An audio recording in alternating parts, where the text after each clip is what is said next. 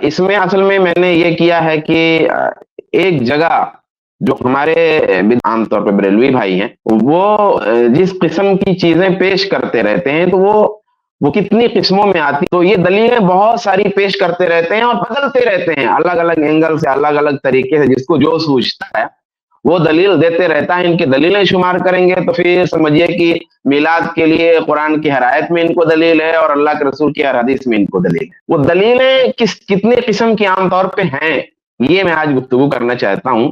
وہ کچھ چھوٹے چھوٹے 12 پوائنٹ ہیں۔ تو سب سے پہلے یہ جان لیتے ہیں صرف تذکیر کے طور پہ کہ بھئی یہ عمل ہم کیا کہتے ہیں۔ ہمارے نزدیک بدعت ہے، اور بدعت ہے کیا؟ احداث امر فی الدین ما لیس منہ، کہ بھئی دین میں وہ چیز ایجاد کرنا جو دین کا حصہ نہ ہو۔ اس اصول کو تھوڑی سی شرح کے ساتھ، تھوڑی سی تفصیل کے ساتھ اس طرح بیان کیا جاتا ہے کہ دین میں کوئی ایسا نیا کام ایجاد کرنا جو دین کا حصہ نہ ہو، حالانکہ عہد رسول صلی اللہ علیہ وسلم میں اس کے تقاضے موجود رہے ہوں اور کوئی مانع بھی نہ رہا ہو، یعنی کوئی رکاوٹ بھی نہ رہی ہو۔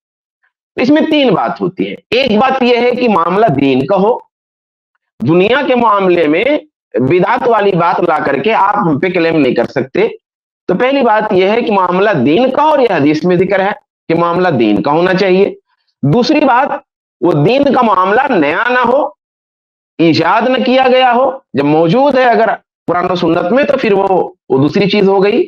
تو پہلی چیز یہ ہے کہ وہ دین کا معاملہ ہو، اور دوسری بات یہ ہے کہ وہ معاملہ نیا ہو، اور تیسری بات یہ ہے کہ تقاضا پایا جائے اور کوئی رکاوٹ بھی موجود نہ ہو، پھر بھی نہ تو رسول گرامی نے کیا ہو، نہ صحابہ کرام نے کیا ہو، اور نہ کہا ہو، نہ تائید کیا ہو۔ اب مثال کے طور پہ یہ جشن عید میلاد النبی، یہ ایک دینی معاملہ مانا جاتا ہے۔ اس کو دینی معاملہ ماننے کی دلیل یہ ہے کہ ہمارے بھائی اسے ایمان اور عدم ایمان تک لے جاتے ہیں، سوائے ابلیس کے جہاں میں سبھی تو خوشیاں منا رہے ہیں۔ ظاہر سی بات ہے یہ ایک طرح کا اشارہ ہے کہ جو لوگ عید میلاد نہیں مناتے ہیں وہ گویا ابلیس کے گروہ کے ہیں، اور باقاعدہ ان کے علماء نے اسی بات کہی بھی ہے، جو میں نے ویڈیو منتخب کی ہے اس میں اس طرح کی بات آئی بھی ہے۔ یا کم سے کم ہمارے یہ بھائی اسے مستحب مانتے ہیں، اور مستحب ظاہر سی بات ہے کہ ایک دینی حکم ہے، صریح طور پہ احکام خمسہ میں سے ایک حکم ہے مستحب، تو کم سے کم مستحب مانتے ہیں جشن عید میلاد النبی کو۔ تو یہ گویا دینی معاملہ ہوا۔ یہ جشن جو ہے دینی معاملہ ہے، اور یہ نیا بھی ہے۔ ایک تو دینی معاملہ ہے ان کے ہاں، پھر نیا بھی ہے، کیونکہ عہد رسالت میں جشن منایا نہیں جاتا تھا، حالانکہ اس کا تقاضا موجود تھا۔ تقاضا کیا تھا؟ تقاضا ہے رسول اللہ صلی اللہ علیہ وسلم کی محبت، تقاضا ہے اجر کا حصول، ثواب کا حصول، اللہ کی قربت، تقاضا ہے خیر کے کاموں میں آگے بڑھنا۔ تقاضا موجود تھا، معنی بھی کوئی موجود نہیں تھا، رکاوٹ بھی کوئی نہیں تھی، کوئی رکاوٹ نہیں تھی اس کو حاصل کرنے میں، جشن منانے میں کوئی رکاوٹ نہیں تھی۔ ایسا نہیں تھا کہ جشن کے وسائل نہیں ہاتھ تھے، نہیں ساتھ تھے، لیکن اس کے باوجود نہ تو نبی نے ایسا کیا، نہ تو خلفائے راشدین نے کیا، نہ تو تابعین نے کیا۔ تو اس لیے لازم ہے کہ جب بھی کوئی شخص کہے کہ بھئی فلاں کام تم بھی تو کرتے ہو، حالانکہ رسول اللہ نے نہیں کیا تھا، تو یہ بات کہنے سے پہلے یہ جو میں نے 3 پوائنٹ دیے ہیں، ان پوائنٹ سے اسے میچ کر لینا چاہیے اپنی بات کو، کہ بھئی جن باتوں کی طرف وہ ہمیں منسوب کر رہا ہے ان باتوں کی حقیقت ان تینوں پوائنٹس کی روشنی میں کیا ہے۔ اب آئیے اصل گفتگو شروع کرتے ہیں۔ یہاں ایک سوال ہے، سوال یہ ہے کہ ہم میلاد کیوں نہیں مناتے؟ ہمارا جواب کیا ہے؟ آپ میں ہماری اسٹریم کا عنوان بھی ہے کہ ہم میلاد کیوں نہیں مناتے، اور آپ مناتے ہیں۔ آپ سے ہم پوچھیں گے آپ کیوں مناتے ہیں، اور آپ ہم سے پوچھیں گے کہ ہم کیوں نہیں مناتے۔ تو جواب یہ ہے کہ ہم نبی سے محبت کرتے ہیں۔ ہمارا جواب یہ ہے ہم میلاد کیوں نہیں مناتے؟ ہم میلاد اس لیے نہیں مناتے کہ ہم رسول گرامی صلی اللہ علیہ وآلہ وسلم سے محبت کرتے ہیں، اور نبی سے محبت کا تقاضا یہ ہے کہ دین میں کوئی بدعت نہ کریں، نبی کے حکم سے آگے نہ جائیں، نبی کے عمل سے آگے نہ جائیں، نبی نے جس کو چھوڑ دیا ہے اسے ہم نہ کریں۔ یہ ہماری نبی سے محبت کا تقاضا ہے۔ اب آپ میلاد کیوں مناتے ہیں؟ آپ بھی یہی کہیں گے کہ آپ محبت کرتے ہیں نبی سے اور اس کا تقاضا ہے کہ منایا جائے۔ تو میرے بھائیوں، ہم آپ کو کافر نہیں کہتے، ہم آپ پہ کوئی الزام نہیں لگاتے, ہم نہیں کہتے کہ آپ نبی سے محبت نہیں کرتے. ایک مسلمان اگر نبی سے محبت کرتا ہے تو اس کو انصاف کی بات یہ ہے کہ اس کا انکار نہیں کیا جانا چاہیے.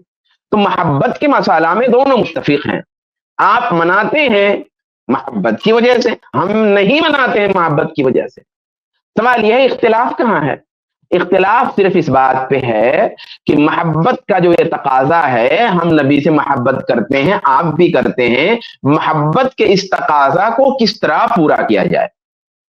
ہمارا یہ کہنا ہے کہ محبت کا تقاضا یہ ہے کہ محبوب کے نقش قدم پر چلتے ہوئے سارے تقاضے پورے کیے جائیں. اللہ کا ذکر ہو, رسول کی نعت ہو, اللہ کا شکر ہو, ذکر محبوب خدا ہو, خوش ہونے کا مسئلہ ہو, صدقہ کرنے کا مسئلہ ہو, کھلانے پلانے کا مسئلہ ہو, کوئی بھی تقاضا جو محبت کی وجہ سے ہمارے یہاں پیدا ہو رہا ہے ہمارے فہم میں, وہ تقاضا محبوب کے نقش قدم پر پورا ہونا چاہیے. اس سے باہر ہو کے نہیں, اس سے آگے ہو کے نہیں, اس سے پیچھے ہو کے نہیں. اب محبوب نے چونکہ 12 ربیع الاول کا یہ جشن منانا چھوڑا ہوا ہے, ترک کیا ہے, عمل نہیں کیا ہے, تو ہم بھی ترک کر دیتے ہیں, ہم بھی چھوڑ دیتے ہیں, نظر اٹھا کے نہیں دیکھتے. رسول نے جسے چھوڑ دیا نا, ہم اس پر نظر اٹھا کے اس سمت نہیں دیکھتے. عمل کرنا تو دور کی بات ہے. اب آپ کہتے جی اس دور میں ممکن نہیں تھا, یہ ضروری نہیں, ہم کوئی کہتے تو مستحب ہے, اس میں گنجائش ہے, شریعت میں ایسی کوئی سختی نہیں ہے, یا بھائی ایک اچھا عمل ہے, یہ کوئی عام چیز نہیں ہے, جشن آمد مصطفیٰ کی بات وغیرہ وغیرہ, اور پھر آپ اپنے طور پہ دلائل دیتے ہیں. وہ دلائل جو ہیں, وہ آپ جو دلائل دیتے ہیں وہ 12 حصوں میں آتے ہیں عام طور پہ, اکثر و بیشتر انہی 12 پوائنٹ میں آ جائیں گے. پہلی چیز یہ ہے ہمارے ان بھائیوں کے ہاں کہ عمل خاص ہوتا ہے, دلیل عام دیتے ہیں. خاص عمل کے لیے عام دلیل دیتے ہیں. مثال کے طور پہ نعمت پر خوشی کی جو بھی آیتیں ہیں, نعمت پر خوش ہونے کی جو بھی آیتیں ہیں, ان آیتوں کو یہ لا کر کے میلاد کو فٹ کر دیتے ہیں. ان کا ایک پہلو یہ ہے. سوال یہ ہے کہ کیا قرآن میں جن باتوں پر شکر کی تلقین کی گئی ہے, جن باتوں پر ذکر کی تلقین کی گئی, کیونکہ میں آیتیں اگر گناؤں گا تو بات لمبی ہو جائے گی, میں چاہتا ہوں ایک پورا آئینہ تیار ہو جائے مختصر میں, شارٹ میں, کہ بھئی قرآن میں جن باتوں پر شکر کی تلقین ہے, جن باتوں پر ذکر کی تلقین ہے, جن باتوں پر مغفرت کا حکم ہے, کیا ہم وہاں جشن منا لیں گے؟ جہاں جہاں خوشی کی اجازت ہے, جہاں جہاں ذکر کا حکم ہے, وہاں ہم استدلال کر کے جشن ذکر, جشن شکر, جشن فرحت متعین کرنے لگیں گے؟ بالکل نہیں. تو ایک طریقہ تو ان کا یہ ہوتا ہے. دوسرا طریقہ ان کا کیا ہے؟ فہم صحابہ کو نظر انداز کرنا. یعنی یہ رسول اللہ صلی اللہ علیہ وسلم کے صحابہ نے اس سے بات سمجھی تھی کہ نہیں سمجھی تھی, اس کو یہ نظر انداز کر دیتے ہیں اور اپنی طرف سے تفسیر اور اس کی تشریح کرتے ہیں. مثال کے طور پہ مشہور روایت ہے اللہ کے رسول صلی اللہ علیہ وسلم کے سوموار کے روزے کی روایت. اب سوموار والے روزے کی یہ دلیل پیش کرتے ہیں, اور کس کے لیے دلیل پیش کرتے ہیں؟ 12 ربیع الاول کی خاص تاریخ کو جشن میلاد مصطفیٰ کے لیے. سوموار کے دن آپ کو روزہ رکھنا کی دلیل لینی ہے تو ٹھیک ہے, لیکن سوموار کے دن روزہ رکھنے کی دلیل کے بجائے یہ حضرات 12 ربیع الاول کے لیے اس سے جشن میلاد مصطفیٰ اخذ کرتے ہیں. حالانکہ صحابہ نے ایسا نہیں سمجھا, اور صحابہ کا فہم حجت ہے. وَمَن يُشَاقِقِ الرَّسُولَ مِن بَعْدِ مَا تَبَيَّنَ لَهُ الْهُدَىٰ وَيَتَّبِعْ غَيْرَ سَبِيلِ الْمُؤْمِنِينَ, مومنوں کے راستے سے ہٹ کر کے اگر پیروی کی راہ اختیار کرتا ہے تو پھر اس کے لیے وعید ہے. اور مومن جو ہیں خاص طور پہ جو یہاں مراد وہ صحابہ ہیں. صحابہ نے یہ راستہ نہیں اختیار کیا. سوموار کا روزہ تو صحابہ نے بھی رکھا, لیکن یہ جشن میلاد مصطفیٰ 12 ربیع الاول جو آپ کر رہے ہیں یہ صحابہ نے نہیں کیا, نہ اس سے سمجھا. فما رآہ المسلمون حسنا جو یہ حضرات بہت پیش کرتے ہیں, فهو عند اللہ حسن, وما رآہ المسلمون قبیحا فهو عند اللہ قبیح. ان کے مسلمان جس کو اچھا سمجھیں وہ اچھا ہے, جس کو برا سمجھیں برا ہے. دیکھو ہم اچھا سمجھتے ہیں اچھا, دیکھو ہم برا سمجھتے ہیں برا ہے. نہیں, صحابہ مراد ہے. صحابہ اگر کسی چیز کو اچھا سمجھے, صحابہ نے اس عمل کو اچھا نہیں سمجھا, ایسا نہیں کیا صحابہ نے. تو ایک طریقہ یہ ہے کہ فہم صحابہ کو نظر انداز کرتے ہیں. جتنی دلیلیں دیں گے ان میں ایسا ملے گا آپ کو کہ صحابہ کے فہم کو نظر انداز کر کے اپنے فہم کے لحاظ سے تفسیر اور تشریح کریں. تیسرا یہ ہے کہ منع کی دلیل بہت مانگتے ہیں. تھوڑی سی وضاحت زید بھائی کی ویڈیو میں تھوڑی سی آئی ہے. منع کی دلیل بہت مانگتے ہیں. اور کیا کرتے ہیں کہ عبادات کو، اشیاء کو، معاملات کو مکس کر دیتے ہیں، ملا دیتے ہیں، حالانکہ عبادات ہوتی ہی منع ہے، یعنی عبادات کو یکجا طور پہ منع کر دیا گیا ہے۔ ایک بار منع کر دیا گیا ساری عبادات، تو جب ساری عبادات کو منع کر دیا گیا تو پھر کوئی بھی عبادت ہو سب منع ہے، اس میں جو ہے حلت کی دلیل چاہیے، جواز کی دلیل چاہیے، وجوب کی دلیل چاہیے، استحباب کی دلیل چاہیے، اور اشیاء اور معاملات جو ہیں ان میں ان کو حلال کر دیا گیا ہے، یکجا طور پہ ایک ایک چیز کا نام نہیں لیا گیا ہے تو وہ حلال ہے۔ اب اس میں منع کی دلیل، تو منع کی دلیل معاملات میں چاہیے، منع کی دلیل اشیاء میں چاہیے، عبادات میں اجازت کی دلیل چاہیے۔ جیسے اللہ تبارک و تعالیٰ نے فرمایا ام لہم شرکاء شرعوا لہم من الدین ما لم یأذن بہ اللہ، ما لم یأذن بہ اللہ، جس کی اللہ نے اجازت نہیں دی، کیا ان لوگوں نے ویسی کوئی چیز طے کر لی؟ تو یہاں جس کی اللہ نے اجازت نہیں دی عبادت کی، انہوں نے گویا اجازت اگر کسی عبادت کی ہو تو پھر کوئی مسئلہ نہیں ہے، اجازت اگر عبادت کی نہیں ہے تو مسئلہ ہے، جس پہ جہنم کی وعید سنائی گئی اس آیت میں۔ ایسے دوسری آیت ہے سورہ حدید کی آیت نمبر 27 وَرَهْبَانِيَةً ابْتَدَعُوهَا مَا كَتَبْنَاهَا عَلَيْهِمْ، کہ رہبانیت جسے انہوں نے ایجاد کیا، ہم نے اس پہ فرض نہیں کیا تھا ان پر یہ چیز کو، انہوں نے اپنے اوپر فرض کیا اور اس کو ایجاد کیا رہبانیت کو۔ اب رہبانیت ایک عبادت کے طور پر انہوں نے ایجاد کیا، اللہ نے اجازت نہیں دی تھی، اس لیے مذمت بیان کی گئی، تفسیر ابن کثیر کھول کر دیکھ لیجیے۔ تو یہاں پہ آپ کہتے ہیں منع کہاں ہے؟ یہاں منع کی دلیل اللہ نے شماری نہیں کی، کہا اجازت نہیں دی تھی ہم نے، رہبانیت کی اجازت نہیں تھی، رہبانیت کو ہم نے ان پر واشر نہیں کیا تھا، مشرکین نے جو عبادتیں گڑھ رکھی ہیں ہم نے ان کی اجازت نہیں دی تھی۔ تو عبادت میں اجازت کی ضرورت ہوتی ہے، اور جو معاملات ہیں، اشیاء ہیں، ان میں منع کی دلیل چاہے فَكُلُوا مِمَّا رَزَقَكُمُ اللَّهُ حَلَالًا طَيِّبًا، اللہ تبارک و تعالیٰ نے جو بھی تمہیں رزق دیا ہے حلال طیب کھاؤ، وَاشْكُرُوا نِعْمَتَ اللَّهِ إِن كُنتُمْ إِيَّاهُ تَعْبُدُونَ۔ اب اگر کوئی چیز ہے اور آپ اس کو کر رہے ہیں، کوئی کہتا ہے حرام ہے، منع ہے، تو ہم کہیں گے حرام کدھر ہے، منع کدھر ہے، یہاں یہ مسئلہ ہے۔ تو یہ تیسری چیز تھی۔ چوتھی چیز یہ ہے کہ یہ حضرات کیا کرتے ہیں، وسائل کو مقاصد سے ملا دیتے ہیں، بہت گڑبڑ کرتے ہیں، اپنی بدعت کو ثابت کرنے کے لیے بڑی تکنیک ہے۔ تو اب یہ جو میں نے ابھی تیسری بات بتائی نا، اس پھر منع والے پہلو سے بہت ساری بات لے کے آتے ہیں۔ ایسے چوتھی بات جو میں کہہ رہا ہوں کہ وسائل کو مقاصد سے ملا دیتے ہیں تو بہت سارا شمار کراتے ہیں، ان کے ہر عالم کی ویڈیو میں دیکھیں گے تو اس حوالے سے بھی کچھ نیا مل جائے گا۔ تو وسائل کو مقاصد سے ملا دیتے ہیں۔ مثال کے طور پہ ابھی مسجدوں میں لائٹ لگی ہوئی ہے، مسجدوں میں ابھی پنکھے لگے ہوئے ہیں، مدرسوں میں ابھی مستقل کلاس رومز ہیں، پروجیکٹر ہیں۔ اب کہتے ہیں پروجیکٹر کیا نبی کے زمانے میں تھا؟ کلاس روم الگ الگ کیا نبی کے زمانے میں تھا؟ مسجد میں کیا پنکھا پہلے نبی کے زمانے میں لگا تھا؟ صاحب یہ وسائل ہیں، یہ وسائل ہیں۔ ہاں، یہ وسائل میں آپ کوئی نئی چیز لاتا ہے تو مقاصد سے اسے ملائیں گے نہیں، مقاصد تو عبادات ہیں، عبادات مقاصد میں عبادت کرنا، نماز یہ مقصد ہے۔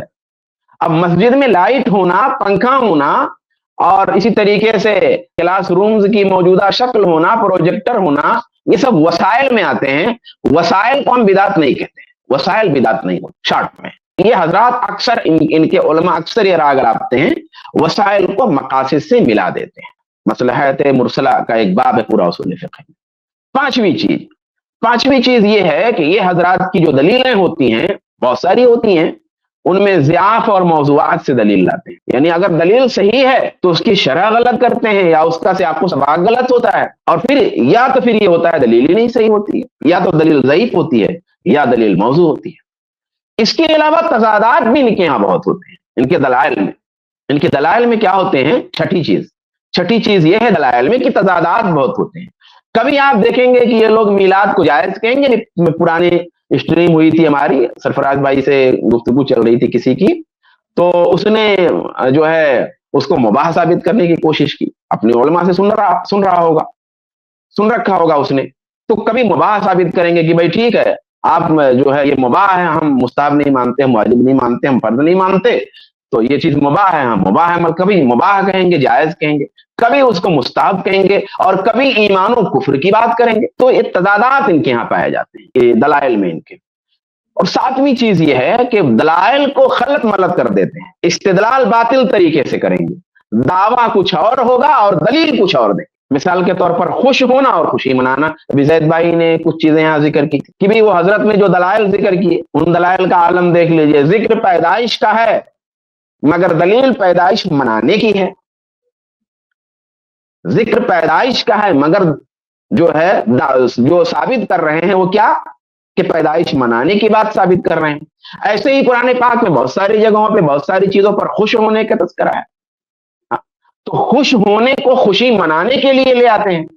بھائی خوشی منانا الگ ہے اور خوش ہونا الگ ہے, دونوں دو چیزیں ہیں. لیکن ہوتا کیا ہے کہ جہاں خوش ہونے کی بات ہوتی ہے وہاں خوشی منانے کے دلیل لے آتے ہیں. وہ سادہ لوگ نہیں سمجھ پاتے. بہت ساری آیتیں اس طرح سے یہ لوگ پیش کرتے رہتے ہیں.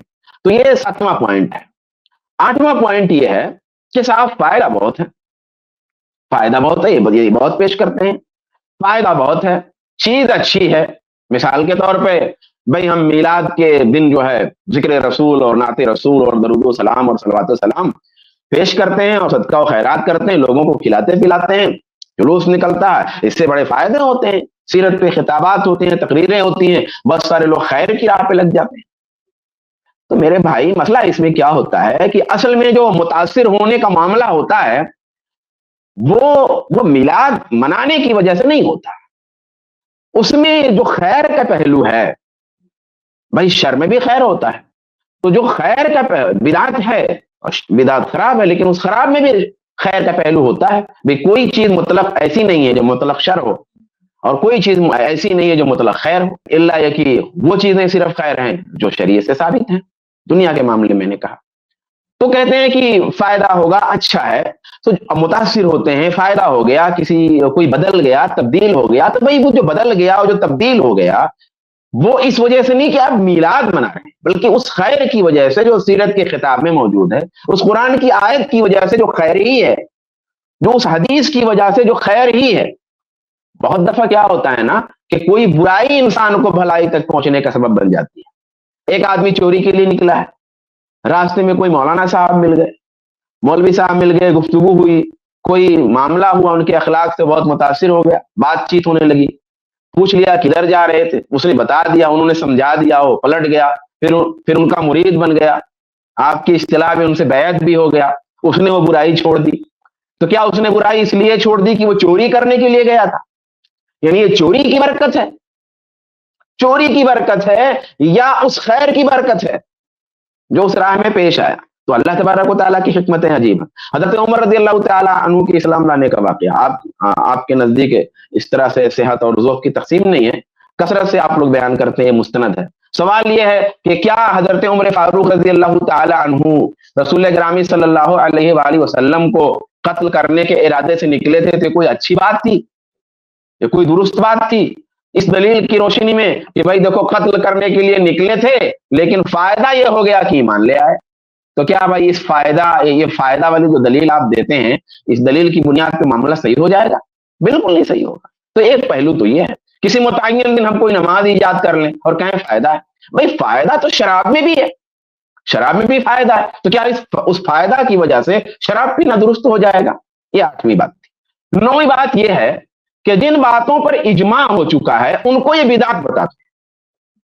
جسے قرآن لکھنا, کہتے ہیں صدیق اکبر رضی اللہ تعالیٰ عنہ نے قرآن جمع کروایا, عثمان غنی رضی اللہ تعالیٰ عنہ نے ایک الگ کیفیت میں وہ کام کروایا.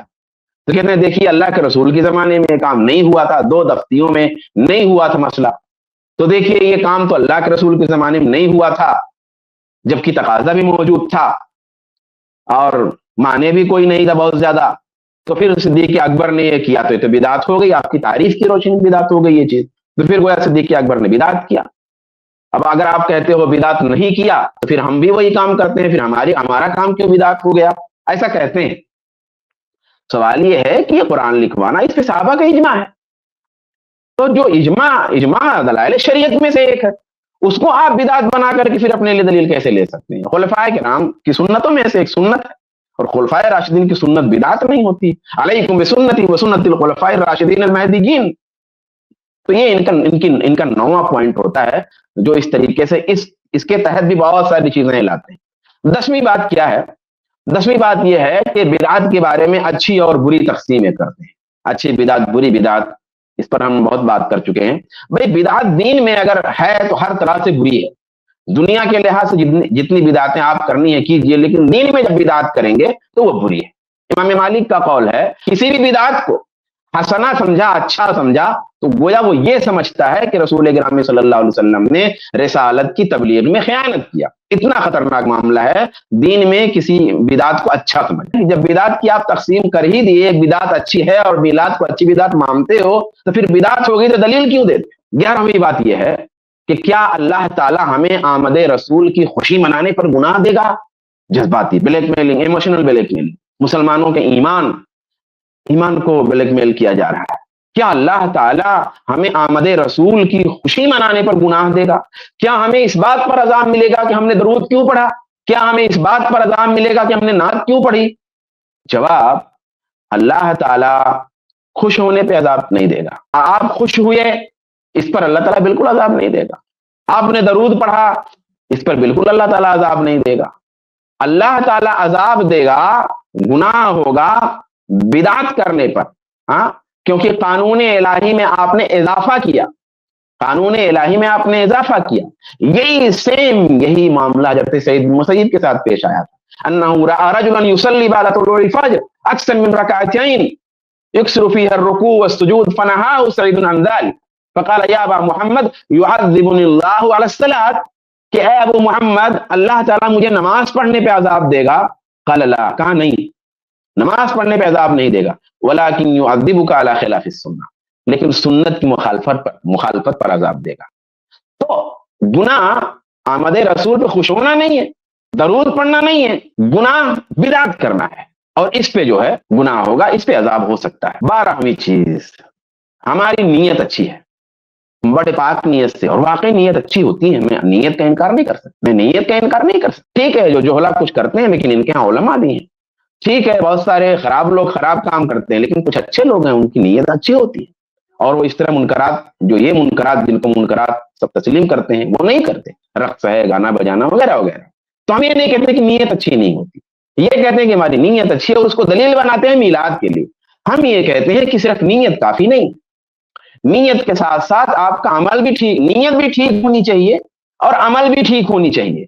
آپ کی اچھی نیت کا تو اجر ہوگا، لیکن آپ نے جو عمل غلط کیا ہے اس پہ آپ کو گناہ ملے گا. کیا کہا کہ حدیث کا ٹکڑا ہے چھوٹا سا، واللہ یا ابا عبد الرحمن ما اردنا الا الخیر.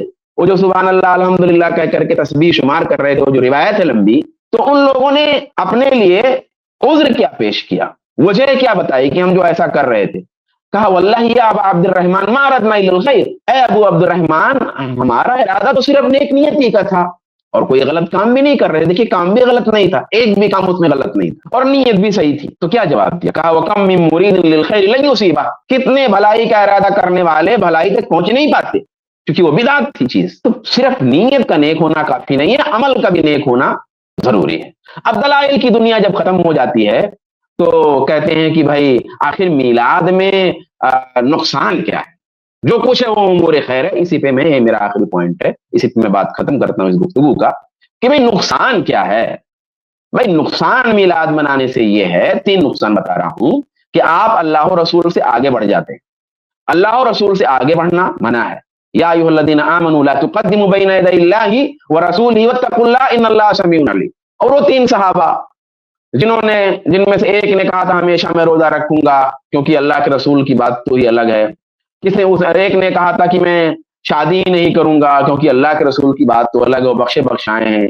اور ایک نے کہا تھا کہ بھئی ہم جو ہے نماز ہی پڑھیں گے ہمیشہ کیونکہ اللہ کے رسول کی بات تو الگ ہے. تو اللہ کے رسول کو جب پتا چلا تو تنبیہ کیا اور کیا کہا، فمن رغب عن سنتی فلیس منی، جو میری سنت سے اعراض کرے گا مجھ میں سے نہیں ہے. وہ رسول سے آگے بڑھ رہے تھے، رسول کے عمل سے اور آپ کی شریعت سے آگے بڑھ رہے. تو معلوم یہ ہوا کہ کتنی بھی نیت نیک ہو، اگر رسول اللہ صلی اللہ علیہ وسلم کی سنت سے اس میں کچھ بھی اعراض پایا جا رہا ہے، آگے پیچھے ہونے کی بات پائی جا رہی ہے، تو پھر وہ چیز ٹھیک نہیں ہے، نقصان ہے. دوسری چیز یہ ہے نقصان کہ گویا میلاد سے یہ پیغام جاتا ہے کہ گویا دین اور شریعت مکمل نہیں. الیوم اکملت لکم دینکم واتممت علیکم نعمتی ورضیت لکم الاسلام دینا. اور ائمہ کی تصریحات ہیں، موجود ہیں کہ بدعت کرنا اصل میں دین کو غیر مکمل ماننا ہے. جو बिदात करता है गोया वो दीन को गैर मुकम्मल मानता है। तो ये दूसरा नुकसान है। तीसरा नुकसान, और ये बहुत अहम नुकसान है और बहुत काबिल फहम है, और ये आखिरी है, कि गोया आपने तशरीअ का, कानून जारी करने का इख्तियार उम्मतियों को भी दिया, उम्मतियों को दे दिया आपने, इंसानों को दे दिया, उम्मतियों को दे दिया। किसका इख्तियार? तशरीह का, शरीयत साजी का, कानून जारी करने का। हालांकि कानून जारी करने का इख्तियार सिर्फ अल्लाह को, शारे सिर्फ अल्लाह है, और अल्लाह के वसीले से असल शारे अल्लाह है, और अल्लाह के इताअत और पैरवी में रसूलुल्लाह सल्लल्लाहु अलैहि वसल्लम ने बहुत सारी चीजें जारी। अम लहुम शुरका शरउ लहुम मिन अद-दीन मा लम यअज़म बिही अल्लाह, जिसकी अल्लाह ने इजाजत न दी हो। तो जो भी चीज अल्लाह ने नहीं इजाजत दी है, अल्लाह ने नहीं जारी किया है, वो कानून आप अगर जारी करते हैं तो गोया ये इख्तियार आपने ले लिया है। हालांकि एक मामूली सी गवर्नमेंट, ये हमारे भाई ध्यान से सुनेंगे जुमला, एक मामूली सी गवर्नमेंट हो तो कोई कानून जारी करने की इजाजत वो नहीं दे सकती, चाहे वो कानून कितना ही मुफीद हो, कितना ही मुफीद हो।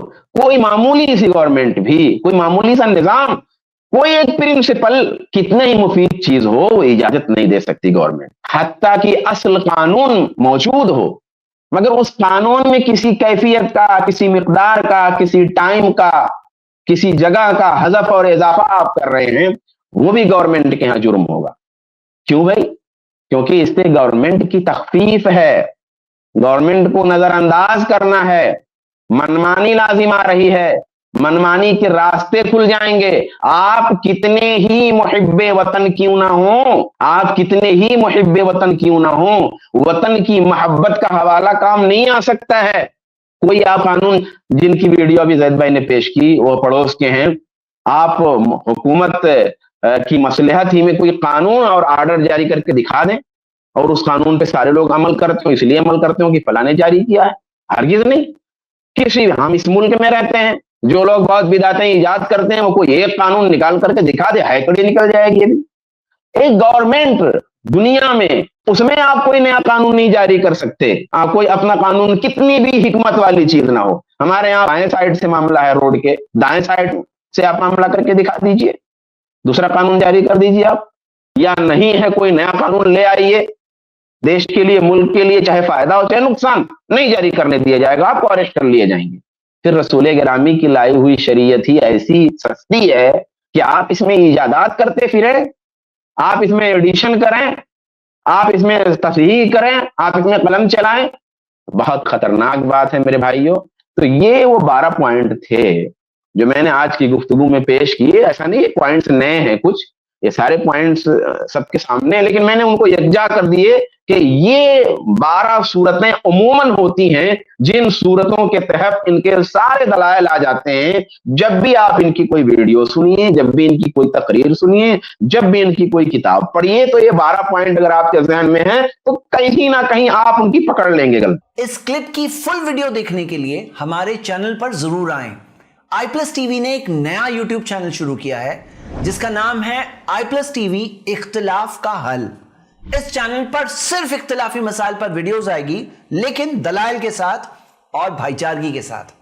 आपको मैं दावत देता हूं कि आप भी हमारे इस चैनल को सब्सक्राइब करें, हमारी वीडियोस को शेयर करें और नोटिफिकेशन आइकन को ऑल सेलेक्ट करें ताकि आपको हमारी वीडियोस का नोटिफिकेशन मिल सके। जज़ाकल्लाहु खैर, वस्सलाम अलैकुम रहमतुल्लाह।